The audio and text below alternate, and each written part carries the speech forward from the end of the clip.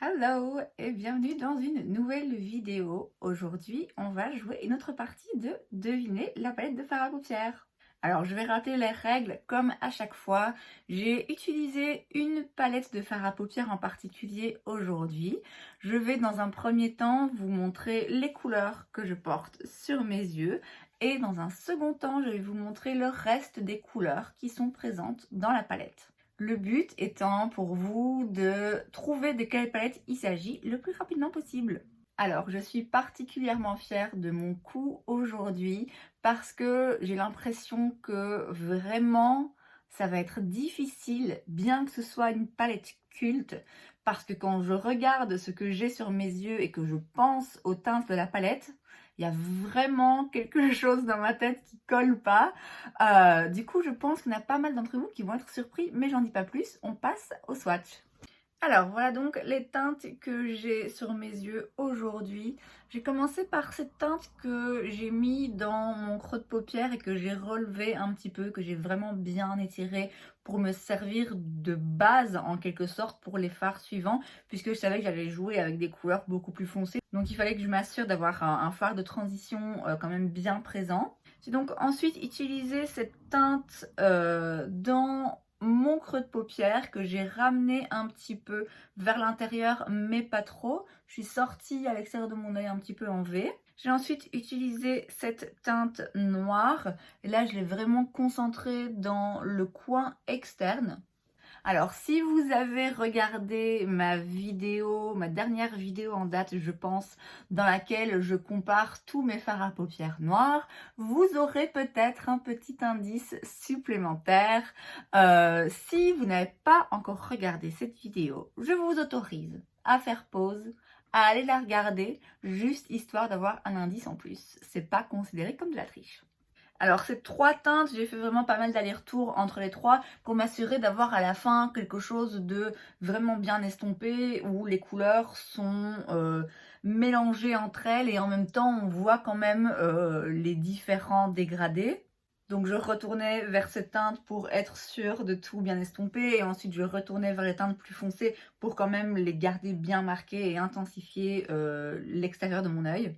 J'ai ensuite utilisé ce fard métallique sur ma paupière mobile, mais je l'ai vraiment concentré au centre. Donc je voulais pas trop aller toucher le noir qui était à l'extérieur, je voulais qu'il reste bien présent et je voulais pas aller non plus trop à l'intérieur, donc c'est vraiment plutôt sur le centre de ma paupière mobile. Et ensuite j'ai utilisé cette couleur qui est très légèrement satinée au coin interne de l'œil. Je l'ai quand même vraiment bien rapporté jusqu'ici et ensuite juste en dessous de mon sourcil. Pour ce qui est du dessous de l'œil, j'ai utilisé le fard noir vraiment en ras de cils et ensuite je l'ai estompé et étiré avec ce fard que j'ai ramené plutôt vers le milieu de l'œil. J'ai ensuite utilisé un crayon noir pour ma muqueuse, un eyeliner noir que j'ai étiré un petit peu et un mascara. Et voici donc le reste des fards qui sont présents dans cette palette. Vous avez donc, je sais pas si vous voyez bien celui-ci qui est quand même un peu clair et presque ton sur ton. Mais vous avez donc 5 autres mats et 4 autres fards métalliques. En tout, il y a donc 14 fards présents dans la palette, 9 fards mat, bien que le plus clair est légèrement satiné, mais on va dire que ça reste un fard mat, et 5 fards métalliques. Alors, en vous basant sur ce que vous voyez ici sur mes yeux et sur les autres couleurs que je viens de vous montrer, avez-vous deviné? Aujourd'hui, je me suis maquillée avec la palette Soft Glam de chez Anastasia Beverly Hills. Donc voilà à quoi elle ressemble à l'intérieur. Les fards que j'ai utilisés sont de ces deux-ci, ce fard métallique et les deux foncés ici. Donc en effet, quand on regarde la palette, on comprend ce que j'ai fait pour en arriver à ce résultat. Mais moi, quand je pense à la palette Soft Glam, c'est vraiment pas ce genre de teintes qui me viennent en tête en fait. Je les avais déjà utilisées, je pense que j'ai déjà utilisé toutes les teintes en fait présentes dans cette palette parce que je l'ai utilisée pas mal de fois. Mais encore une fois, j'aurais pas forcément pensé à utiliser cette palette pour créer un look dans cette teinte là. D'habitude, lorsque j'utilise cette palette, je reste quand même plutôt dans les teintes orange et dans les bruns et dans les petites touches de doré. C'est pour moi vraiment ce qui caractérise cette palette. Au final, c'est qu'on est sur des tons de tous les jours, un petit peu plus chauds. On a des couleurs quand même très soft et d'autres qui sont beaucoup plus vers le côté glamour et intense. Raison pour laquelle cette palette s'appelle Soft Glam. Donc en termes d'harmonie de couleurs, comme je vous l'ai dit, c'est une palette qui peut s'utiliser quotidiennement, qui peut aussi être utilisée pour créer des looks un petit peu plus forts. On est globalement sur des teintes un petit peu plus chaudes et des couleurs un peu plus automnales. En ce qui concerne l'équilibre entre les fards mat et les fards métalliques, donc comme j'ai dit, il y a 9 fards mat, bien que celui-ci soit très légèrement satiné et 5 fards métalliques, donc c'est un bon équilibre. On va pas être sur une palette hyper colorée, hyper spéciale, on n'est pas non plus sur les fards métalliques les plus lumineux, les plus intenses, les plus pailletés, mais c'est vraiment une palette culte, c'est une très bonne palette, comme j'ai dit, à utiliser quotidiennement et à utiliser aussi pour avoir quelque chose d'un petit peu plus intense. En ce qui concerne la formulation des fards, on est sur une palette Anastasia Beverly Hills, donc c'est vrai qu'on va avoir des fards un petit peu plus poudreux. Moi j'ai fait ce look sur mes yeux avant de travailler mon teint parce que comme je savais que je voulais aller vers les teintes un petit peu plus foncées et que je voulais m'assurer de vraiment bien estomper tout ensemble, je m'attendais à avoir pas mal de chutes et en effet j'en ai eu. Alors c'est tout à fait possible de réaliser son maquillage sur les yeux après avoir fait le reste du teint. Simplement dans ce cas-là, c'est quand même mieux de se focaliser sur des teintes plus claires et d'y aller vraiment doucement et d'avoir une main légère.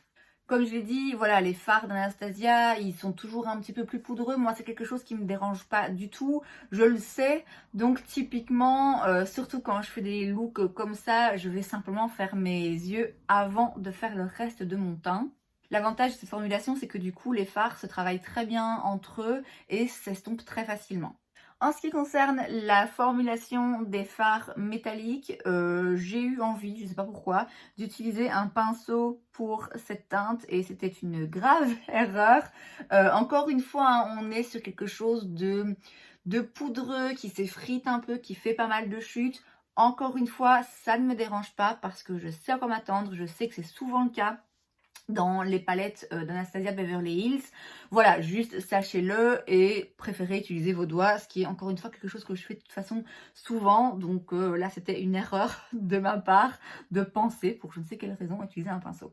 Donc encore une fois, je suis très contente de ce petit jeu auquel on joue, puisque effectivement, ça me force, entre guillemets, à sortir de ma zone de confort et à utiliser une palette différemment de ce que j'ai l'habitude de faire. Et donc, comme je vous l'ai dit, moi, je vais plutôt avoir tendance à me concentrer sur ce genre de teintes et sur les dorés quand j'utilise la Soft Glam, parce que c'est vraiment les teintes qui me viennent en tête lorsque je pense à cette palette. Encore une fois, j'aurais pas forcément pensé à prendre celle-ci pour arriver à ce genre de résultat. Quoi qu'il en soit, et peu importe comment on l'utilise, cette palette, c'est pour moi un grand classique. C'est une palette que j'adore. Je le répète, moi, les fards Anastasia, ils me conviennent, ils me vont très bien. J'adore les travailler, même si c'est vrai qu'il y a un peu plus de chute. Ça ne me dérange pas du tout. Ça, en plus du fait que voilà, j'adore cette harmonie de couleurs et que je trouve que c'est vraiment une palette qui va à tout le monde. Voilà, achetez-la, il vous la faut. Et c'est donc tout pour cette vidéo, j'espère qu'elle vous a plu. Si c'est le cas, n'hésitez pas à laisser un like. Vous pouvez aussi vous abonner à ma chaîne parce que c'est gratuit, donc pourquoi pas. Et moi, je vous vois la prochaine fois. Bye!